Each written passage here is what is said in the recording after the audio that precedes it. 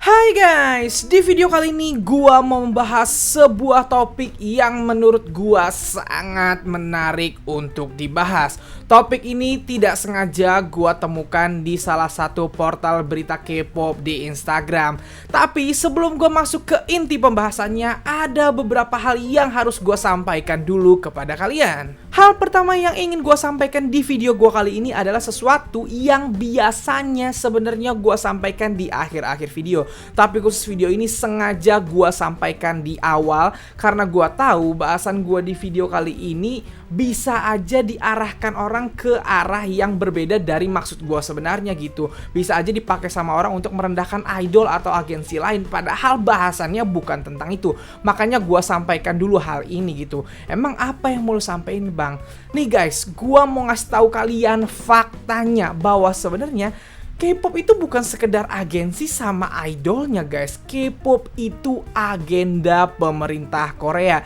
Yap, agenda pemerintah yang sudah mereka rencanakan sejak tahun 80-an. Lo bisa baca literatur ini di Google, lo cari aja di Google, banyak di YouTube juga pernah ada yang bahas gitu. Bahwa sebenarnya K-pop ini sudah diagendakan pemerintah Korea dari tahun 80-an. Menterinya saat itu sendiri yang bilang bahwa Korea Selatan ini berencana untuk menguasai dunia, tapi bukan secara fisik, melainkan melalui seni, budaya, dan hiburan atau entertain gitu. Mereka memang udah merencanakan ini, udah ada blueprintnya dari tahun 80-an. Korea Selatan tuh sadar bahwa mereka tidak bisa menguasai dunia secara fisik kayak penjajahan Belanda sama Jepang dulu, karena negaranya negara kecil dan penduduknya nggak banyak gitu. Tapi mereka berusaha untuk menguasai dunia lewat seni, budaya, dan hiburan itu tadi gitu. Dan sekarang mereka lagi menabur apa yang mereka tuai gitu. Mereka lagi ngambil semua yang udah mereka usahakan berpuluh tahun yang lalu. Jadi K-pop itu bukan cuma perusahaan dan agensi yang saling saing-saingan, tapi juga ada agenda pemerintah di sana. Jadi gak usah kaget kalau ada perusahaan A sama B tiba-tiba kolaborasi, ada perusahaan C tiba-tiba hilang, perusahaan A, B, C tiba-tiba bersatu bikin apa gitu, karena itu udah diagendakan sama pemerintah. Pemerintah tuh turut main juga mengatur agensi-agensi ini tadi gitu. Jadi nggak usah dibawa berantem hal-hal kayak gini, kita pakai buat seru-seruan aja bahasannya. Sejujurnya gue tuh bingung sama kalian yang berantem hanya karena permasalahan agensi yang begini gitu. Karena menurut gue nggak ada untungnya buat kita. Lo mau tahu nggak, apapun yang mereka lakukan di sana itu untuk kemajuan mereka, untuk kekayaan mereka, untuk kemajuan Korea Selatan, untuk memperbesar cakupan K-pop gitu, untuk memperbesar pengaruh K-pop ke seluruh dunia. Nah, lu malah berantem gara-gara gituan. Lu berantem yang untung tetap mereka, coy. Gua kasih tahu faktanya aja nih sama kalian. Ini lagi pandemi. Kalau misalnya kalian yang lagi kerja dipecat atau orang tua kalian dipecat tiba-tiba lalu keluarga kalian bangkrut dan kalian butuh bantuan, itu agensi-agensi gak akan nolongin lu, gak akan. Mau lu minta tolong, lu email mereka tetap gak bakal ditolongin. Terus kenapa lu sampai berantem cuman buat bahasan begini doang? Biasa aja napa? Gua ngebahas ginian untuk seru-seruan supaya kita juga bisa belajar dari mereka gimana caranya bisa memajukan negaranya, bukan untuk jadi ajang berantem sesama anak bangsa. Kan kocak, negara orang tambah maju, negara orang tambah kaya, rakyatnya makin makmur. Lah negara kita, anak-anak mudanya malah berantem gara-gara K-pop, gara-gara bahas agensi K-pop. Kan lawak ya, diketawain kita pasti kalau mereka tahu kita berantem gara-gara mereka, padahal mereka mah lagi make money, lagi berusaha memperkaya diri, kita malah berantem. Jadi sekali lagi di video kali ini gua sama sekali tidak ingin dijadikan bahan beranteman. Mari kita bahas ini secara seru-seruan aja. K-pop is fun gitu. Jangan dibikin pusing, jangan bikin K-pop ini malah bikin kepala kita sakit. Kita pengen happy gara-gara K-pop malah lu bikin pusing, oke? Jadi itu yang gua kasih tahu pertama nih. So, langsung aja gua masuk ke pokok pembahasannya. Nih gua bacain dulu topiknya ya. Gua dapatkan dari portal berita Pancave di Instagram dan ini diambil dari situs Teko sama portal berita ini. Nih gua bacain dulu judulnya. Netizen sebut era agensi Big Three akan berakhir dan Big Hit menjadi one stop. Setuju? Nih gua akan bacakan dulu isi beritanya, silahkan disimak baik-baik karena menurut gua sangat menarik untuk kita bahas. Nih isi beritanya guys, tampaknya era Big Three YG, SM, JYP menjadi masa lalu karena Big Hit Entertainment sedang naik daun sebagai agensi one stop dalam industri hiburan di Korea Selatan. Pada 27 Januari, Big Hit Entertainment mengadakan rapat dewan untuk mengambil keputusan karena Naver bermaksud untuk menginvestasikan saham di Big Hit Entertainment, rumah bagi BTS melalui metode bursa saham. Big Hit Entertainment juga telah memutuskan untuk menginvestasikan 70 miliar Korea won di YG Plus, anak perusahaan YG Entertainment. Big Hit Entertainment benar-benar menghancurkan sistem 3 agensi besar yang telah ada selama sekitar 20 tahun dengan mendirikan platform konten artis bernama Weverse yang terdiri dari berbagai artis seperti BTS, Seventeen, TXT, ENHYPEN, NU'EST, GFriend, dan Zico dapat ditemukan di sana. Sekarang saat Big Hit Entertainment bekerja sama dengan Naver's V-Live, industri hiburan K-pop berkumpul di bawah sistem yang dibentuk oleh agensi yang menjadi rumah bagi grup global BTS. Menurut pengumuman tersebut, Big Hit akan bekerja sama dengan Naver untuk membuat platform komunitas penggemar global baru yang mengintegrasikan pengguna konten dan layanan dari kedua perusahaan. Big Hit yang telah mengumpulkan pengalaman dan pengetahuan di pasar hiburan untuk waktu yang lama akan memimpin bisnis ini sebagai pemegang saham terbesar. Naver akan fokus pada kapabilitas teknologi untuk memaksimalkan sinergi antara kedua perusahaan. Saat Big Hit mengambil alih V-Live Naver, masa depan SM dan JYP juga muncul sebagai hal yang menarik. Seorang pejabat Big Hit berkata, sampai arah spesifik dikonfirmasi, Weverse dan V-Live akan beroperasi seperti yang mereka lakukan saat ini. Meski begitu, banyak yang bertanya-tanya apakah artis SM dan JYP akan bergabung dengan platform baru yang dibuat oleh Big Hit Entertainment dan Naver. Big Hit Entertainment dan YG Plus juga telah sepakat untuk meletakkan dasar bagi kerjasama dan kerjasama strategis di bidang bisnis yang dikembangkan masing-masing perusahaan, termasuk produksi dan distribusi merchandise dan konten. Bisnis keanggotaan global artis YG Plus akan dijalankan sebagai Weverse dan YG Plus akan berkolaborasi dengan musik dan distribusi musik Big Hit serta bisnis merchandise. Artis lain yang bukan dari label Big Hit yang termasuk ke Weverse termasuk CL, P1 Harmony, Weekly, Sunmi, Henry, Dreamcatcher, Cherry Bullet, dan Gracie Abrams. Hanya masalah waktu sebelum Blackpink dan artis YG lainnya bergabung dengan Weverse yang menjadi platform penggemar global yang populer dan kuat. Nah, jadi itu beritanya guys. Di portal berita Pencap sendiri, postingan ini sudah sampai 9.000 komen saat gua membuat konten ini. So, ini adalah bahasan yang sangat ramai dan sangat menarik perhatian para K-popers gitu menurut gua. Nah, sebelum gua membahas topik bahasan tadi, ada satu hal yang harus kalian ketahui dulu, bahwa K-pop itu selain seni dan hiburan, mereka juga bisnis. K-pop itu juga bisnis, dan yang namanya bisnis itu pasti dinamis dan bergerak atau berubah tiap masanya. Itu yang harus kalian terima. Kalau kalian masih SMP atau kalian masih SMA dan belum mengerti ini, gua kasih tahu nih bahwa bisnis itu selalu bergerak. Contoh gampang, dulu itu orang kalau misalnya berkomunikasi itu selalu lewat surat. Pos itu dulu terkenal banget di masa lalu. Lalu masuk telepon, pos mulai ditinggalkan, mulai muncul namanya wartel. Wartel tuh kayak warnet guys, tapi isinya adalah telepon-telepon. Dulu tuh orang zaman dulu, ibu gua waktu gua masih kecil tuh kalau nelpon ke kampung, itu ke wartel. Kita nelpon dan akhirnya bayar ke orang gitu. Lalu masuk handphone. Ketika masuk handphone, akhirnya orang-orang pada punya handphone, wartel juga mati, hilang. Jadi bisnis tuh bergerak terus kayak internet deh. Waktu gue masih SMP itu warnet ada di mana-mana karena kita belum punya internet. Handphone juga internetnya masih susah saat itu.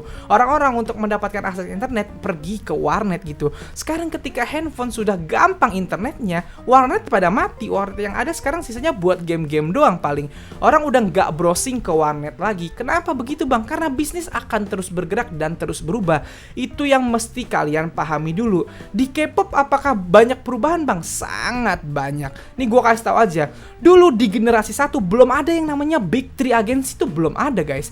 K-pop itu kan dimulai sejak tahun 1996, sejak SM Entertainment mendebutkan idol K-pop pertama, yaitu HOT. Nih gue kasih tahu, K-pop itu mulai tahun 96 dan yang mulai adalah SM Entertainment. Of course, SM Entertainment langsung jadi agensi K-pop paling besar di era itu karena mereka yang memulai K-pop gitu. 96 SM ini membentuk HOT, 97 ada sebuah agensi yang bernama DSP Media itu membentuk Seth Kids. Ya, Seth Kids yang sekarang adalah artis di bawah YG Entertainment, dulu debutnya di bawah DSP Media. Nah, ketika DSP Media ini debut dengan Seth Kids, popularitas Seth Kids itu menyaingi popularitas HOT gitu, sehingga agensi besar K-pop zaman itu adalah SM dan juga DSP ini. Belum ada JYP dan YG. Kapan JYP masuk, Bang? JYP masuk ke dunia K-pop itu di tahun 1999 saat mendebutkan idol pertama mereka yang bernama G.O.D. Nah, jadi di generasi 1 itu agensi besarnya adalah SM, DSP Media, dan juga JYP Entertainment.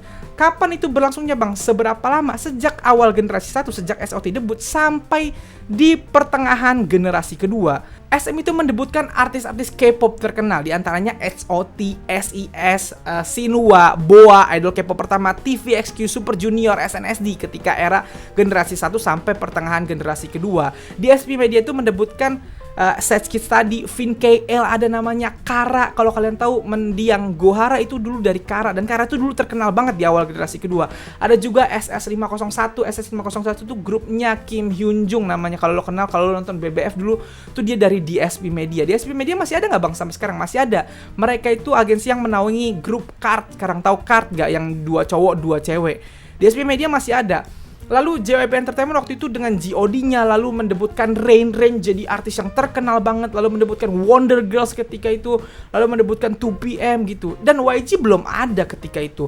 Bang, YG kemana? Kok nggak masuk agensi besar? YG saat itu belum jadi agensi K-pop. YG saat itu masih fokus ke R&B dan hip hop. YG saat itu sama kayak AOMG kalau zaman sekarang, mirip-mirip AOMG zaman sekarang itu. Mereka itu masih indie, masih cuman ngeluarin artis hip hop dan R&B. YG itu baru masuk dunia K-pop itu di generasi kedua saat mendebutkan Big Bang, idol pertama mereka gitu. Jadi dulu YG bukan agensi K-pop besar. Agensi K-pop besarnya adalah SM, DSP, dan JYP gitu. Nah, ketika YG masuk dan mendebutkan Big Bang, akhirnya Big Bang sukses, mereka mendebutkan 2NE1 juga dan jadi sukses juga. Nah, ketika tahun 2010-an, ketika K-pop akhirnya berhasil menyebar ke seluruh dunia, media akhirnya menjuluki 3 agensi yang menyebarkan K-pop ke seluruh dunia ini dengan sebutan Big 3. Dan 3 agensi yang ternyata berhasil besar ketika era itu adalah SM, JYP, dan YG. DSP kemana, Bang? Entah kenapa di generasi kedua setelah eranya Kara, DSP itu semakin lama semakin menurun gitu, dan akhirnya namanya nggak terlalu besar sekarang walaupun perusahaannya masih ada. Nah, Big 3 itu dimulai sejak era 2010-an gitu dengan SM, YG, dan JYP di dalamnya. Jadi dari generasi 1 dan generasi kedua aja udah berubah dari awalnya SM, DSP, JYP jadi SM, YG, JYP. Nah, jadi yang ingin gue sampaikan ke kalian adalah bahwa industri K-pop itu industri yang dinamis dan akan selalu ada perubahan. Jadi nggak usah kaget kalau nanti ternyata yang selama ini kalian berada di zona nyaman dan ngelihat K-pop tuh identik dengan ini, ntar berubah jadi yang ini. Nggak usah kaget, karena memang K-pop pasti berubah. Kan agenda pemerintah Korea adalah memajukan K-pop ini tadi, dan salah satunya adalah membuat pembaharuan gitu, dan ini mungkin adalah salah satu bentuk pembaharuannya nanti. So, gua harus kasih tahu bahwa mulai terbiasa untuk menerima perubahan itu dulu, oke? Nah, sekarang mari kita bahas artikel yang tadi gua bacain gitu. Di situ disebutkan bahwa ada seorang netizen Korea yang menyebutkan di situs Teko bahwa sepertinya Big Hit akan segera mengalahkan agensi Big 3 dan Big Hit akan jadi one top sendiri gitu, alias menghancurkan dominasi Big 3 yang udah lebih dari 1 dekade ini gitu. Dan apakah itu benar, Bang? Gak tahu, gak ada yang tahu ke depannya seperti apa gitu. But yang harus kalian sadari sekarang adalah Big Hit memang lagi naik-naiknya, dan mereka sedang berusaha mengekspansi perusahaannya untuk menjadi perusahaan yang besar gitu. Dan salah satu cara Big Hit untuk memperbesar perusahaannya adalah menciptakan platform yang bernama Weverse ini. Dan menurut gua Weverse ini akan jadi platform gila yang bener-bener membuat Big Hit jadi besar. Kenapa, Bang? Kita tahu semua agensi K-pop itu fokus kepada artisnya, fokus kepada konten-konten artisnya. Dan Big 3 melakukan itu. Big Hit pun melakukan itu. Mereka mendorong BTS, TXT sekarang bener-bener sampai ke level tertinggi sebisa mungkin, terutama BTS. Memang levelnya BTS tuh sekarang udah tinggi banget untuk pencapaian global gitu, dan Big Hit sudah berhasil melakukan itu. Di luar mendorong konten artisnya nih, Big Hit ternyata fokus kepada Weverse ini. Awalnya saat Big Hit pertama kali menciptakan Weverse, gue pikir kayak ya udahlah bikin aja buat konten atau buat platform artisnya gitu. Tapi ternyata pergerakan Big Hit ini harus gue akui gila guys, sampai akhirnya sekarang mereka sudah bekerja sama dengan Neverse gitu yang punya V-Live, dan terlihat bahwa kerjasama ini akan menjadi kerjasama yang paling horor dalam sejarah K-pop. Karena apa? Karena Weverse ini sama V-Live sekarang sudah berada di bendera yang sama. Di sini disebutkan bahwa Weverse dan V-Live akan bekerja seperti biasa, akan beroperasi seperti biasa sampai ada konfirmasi selanjutnya. Dan menurut prediksi gua nih guys, Weverse dan V-Live ini akan segera disatukan. Maksudnya disatukan gimana bang?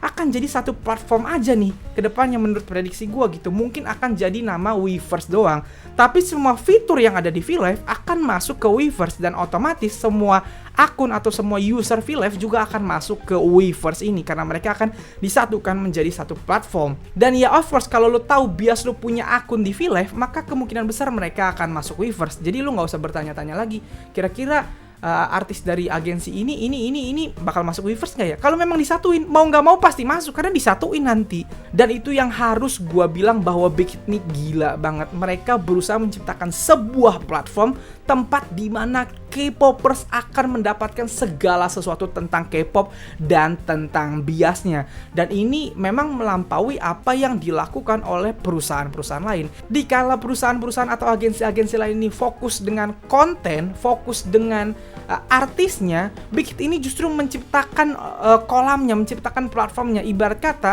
agensi lain nih kayak gue nih, kayak IDC Blink, kayak channel Deddy Corbuzier, kayak channelnya Raditya Dika. Kita fokus bikin video, kita fokus bikin konten. Big Hit ini malah bikin YouTube-nya. Ngerti kan? YouTube ini platform. Gua yang bikin konten kayak gini aja dapat keuntungan, dapat uang yang cukup banyak gitu. Sedangkan Big Hit ini menciptakan YouTube-nya. Kalau dia menciptakan YouTube-nya, otomatis sekaya apapun dia akan lebih kaya. Ibarat kata kalau gampangnya, ketika agensi lain itu sibuk bikin toko, bikin brand, si Big Hit ini sibuk bikin mall-nya. Untuk membuat agensi-agensi lain tuh naruh tokonya di dalam mall mereka gitu. Jadi memang apa yang dilakukan Big Hit ini gila. Dan Weverse ini bakal segede apa bang? Menurut gua Weverse ini akan jadi platform terbesar K-pop ke depannya. Melihat apa yang dilakukan sekarang gitu, karena berhasil menarik V-Live itu tadi. Dan menurut gua Weverse ini ke depannya akan jadi salah satu alternatif terbesar selain YouTube. YouTube ini nggak akan mati ya. K-pop akan terus mengupload videonya di YouTube. Gunanya apa bang? Karena YouTube ini kan yang menggunakan bukan cuma K-popers, yang menggunakan adalah orang di seluruh dunia. Jadi agensi K-pop akan tetap menggunakan YouTube guna untuk menarik orang-orang yang belum jadi K-popers untuk menjadi K-popers. Dan ketika mereka udah jadi K-popers dan mereka membutuhkan konten lebih dari biasnya, nah mereka-mereka ini akan diseret ke dalam Weverse, dipaksa menginstal Weverse untuk mengetahui atau untuk mendapatkan konten dari idolanya. Sehingga Weverse ini kedepannya kemungkinan akan jadi platform baru yang sangat besar yang isinya K-popers semua. Weverse ini kayak berusaha untuk membuat kita para K-popers untuk nongkrongnya di sana gitu. Dan itu akan jadi besar karena apa? Dibantu juga sama pandemi ini. Ketika pandemi ini kan konser udah susah, biasanya agensi-agensi lain dapat duit dari konser, dari turnya artis-artis, sekarang kan belum bisa. Kita dipaksa untuk menonton bias kita melalui platform digital. Dan ketika Weverse ini tahun ini misalnya jadi bergabung dengan V-Live dan jadi besar, gue nggak tahu nih Weverse ini bakal segede apa dan bakal seuntung apa Big Hit karena punya Weverse ini tadi. Nah sekarang pertanyaannya adalah apakah dengan itu Big Hit akan menghancurkan Big 3 bang? Big 3 nggak akan hancur, menurut gue Big 3 akan tetap menjadi perusahaan gitu. Tapi kalau misalnya ada kemungkinan Big Hit membalap Big 3, ya ada kemungkinannya. Dan apakah kalau Big Hit sudah membalap Big 3 maka istilah Big 3 hilang? Gue nggak tahu. Istilah Big 3 kan dibuat sama media Korea gitu, dan mereka menyebut apa ntar nyebutnya jadi Big 4 atau malah hilang sebutan-sebutan itu, malah udah nyebutnya Big Hit, YG, SM, JYP secara terpisah aja, kita nggak tahu gitu. Tapi yang jelas agensi yang lain nggak akan mati guys, mereka akan tetap menelurkan. Kalau mereka mati kan nggak seru K-pop jadi kurang dong artisnya, kita jadi malas sama K-pop nanti karena idol-idol jadi berkurang jumlahnya. Kan mereka ini tetap akan memproduksi artis, tetap akan memproduksi idol gitu. Jadi kalau lo bilang mati, enggak gitu. Tapi kalau kebalap kemungkinannya akan selalu ada. Dan gak usah marah sama itu, karena Industri memang seperti itu gitu. Kecuali nanti tiba-tiba 3 agensi ini juga membentuk platform baru atau membentuk ide-ide baru yang mungkin belum terpikirkan sekarang untuk memajukan perusahaannya lain. Jadi mereka akan main balap-balapan. Tapi sekali lagi balap-balapannya mereka mencapai kesuksesan itu adalah di bawah agenda pemerintah Korea. Fungsinya atau tujuannya adalah untuk menyebarkan budaya mereka ke seluruh dunia. Jadi lu gak usah kaget sama ini dan lu gak usah marah-marah kan ini. Karena yang kaya adalah mereka. Yang untung tetap mereka. Kita hanya dijadikan mereka sebagai apa? Market, konsumen yang diporotin uangnya. Jadi pakai ini buat menyenangkan otak lu aja, buat bikin mental lu seneng aja gitu, supaya lu nggak sakit mental, nggak mental health lu supaya nggak terganggu. Jangan sampai ini malah bikin lu sakit padahal yang untung orang lain, oke? Nah sebenarnya guys, dari kemajuan K-pop ini yang harusnya takut tuh siapa? Yang harusnya marah tuh siapa? Amerika. Industri Amerika yang selama ini menguasai atau memonopoli industri hiburan dunia, yang harusnya takut dan ketar-ketir sama apa yang dilakukan pemerintah Korea dan agensi-agensi Korea sekarang gitu. Kalau mereka berhasil menciptakan platform baru, berhasil menciptakan pasar baru, makin lama makin tergerus tuh pasar mereka gitu, dan mereka jadi saingan, jadi punya saingan gitu. Dan itu pasti ditakutkan sama mereka. Bukan kita yang harusnya berantem dan marah-marah, harusnya mereka tuh yang sekarang mikir gimana caranya menghentikan dominasi Korea dan K-pop atau K-drama-K-dramaannya ini gitu. Jadi buat kita, please sekali lagi dibawa happy aja. Selanjutnya nih guys, gue mau bahas tentang pertentangan para fans di bawah sini gitu. Kenapa banyak fans yang akhirnya berantem? Menurut gue, alasan berantemnya karena ego. Mereka pingin apa yang selama ini mereka percaya, selama ini mereka idolakan, tetap bertahan di tempatnya gitu, atau menjadi yang terbaik walaupun gak berguna apa-apa sama mereka gitu. Dan cara nyelesainnya gimana bang menurut lu? Menurut gue cara menyelesaikannya adalah saling menerima masing-masing. Contoh, para fans dari agensi lain harus menerima bahwa Big Hit sekarang memang lagi menanjak. Gak usah lu marah-marah Big Hit menanjak, karena itu usaha mereka. Dan kita harus menerima bahwa BTS memang sekarang pengaruhnya paling besar di global dari segi K-pop gitu. BTS itu yang namanya sekarang yang paling besar. Gak usah marah akan itu, terima aja. Nah untuk para fans dari Big Hit juga harus terima bahwa Big Three ini disebut Big Three bukan hanya karena mereka itu perusahaan besar, tapi karena mereka adalah perusahaan yang sudah memberikan legasi atau warisan berkali-kali atau warisan yang sangat banyak terhadap dunia K-pop. Kita tahu SM, kita tahu JYP sudah ada dari generasi pertama, dan mereka sudah menelurkan banyak artis besar, bukan cuma 1 atau 2, banyak artis besar berkali-kali. Karena mereka K-pop masih ada, termasuk YG. Sejak mulai Big Bang sampai sekarang, YG berkali-kali menciptakan idol besar yang mempertahankan eksistensi K-pop di dunia gitu, sebelum akhirnya Big Hit menjadi besar dengan BTS-nya. Jadi ya saling hormati aja yang fansnya Big Three misalnya. Gak usah marah sama apa yang dilakukan BTS dan Big Hit sekarang. Terima, karena memang itu yang terjadi untuk fans Big Hit. Gak usah marah sama fans Big Three, karena fans Big Three juga merasa bahwa Big Three ini memang punya legasi. Mereka bukan cuman kaya atau besar dari segi ekonomi, tapi juga punya sesuatu yang gak bisa dilupakan dari sejarah K-pop. Dan ketika para fans sudah bisa menerima itu, selesai urusan sebenarnya guys. Gak perlu kita gontok-gontokan, gak perlu kita anjing-anjingan sesama K-popers gitu, sesama anak bangsa guys. Kalau misalnya lu kenapa-napa, yang nolongin tuh anak bangsa lu sendiri, saudara sebangsa lu sendiri, bukan orang Korea, bukan. Jadi please berhenti berdebat, saling menerima aja. Kalau udah saling menerima, aman semuanya. K-pop jadi fun lagi. So guys, itulah yang pingin gua bahas bersama kalian di video kali ini. Sekali lagi gua kasih tahu bahwa bisnis itu adalah industri yang sangat dinamis, yang akan selalu berubah di tiap masanya gitu. Sekarang yang mungkin namanya gede, belum tentu tetap gede beberapa tahun ke depan gitu. Yang namanya kecil sekarang belum tentu tetap kecil. Siapa tahu di beberapa tahun ke depan mereka jadi gede. Agensi yang sekarang ini kita nggak tahu namanya, bisa jadi 5-10 tahun lagi jadi agensi yang paling besar gitu. Agensi yang sekarang besar bisa jadi kayak DSP, tiba-tiba namanya turun gitu.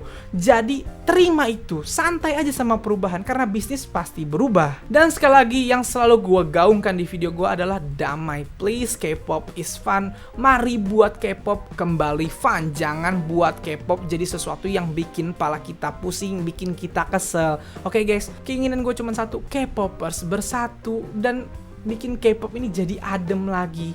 Itu aja sih yang gue kepengen gitu. Nah guys, jadi itulah video gue kali ini. Kalau suka video ini silahkan like dan share ke teman-teman K-popers lu. Kalau mau kenal gue, lo bisa follow gue di Instagram. Dan kalau belum subscribe channel gue, silahkan di subscribe. Sekian dari gue, bye.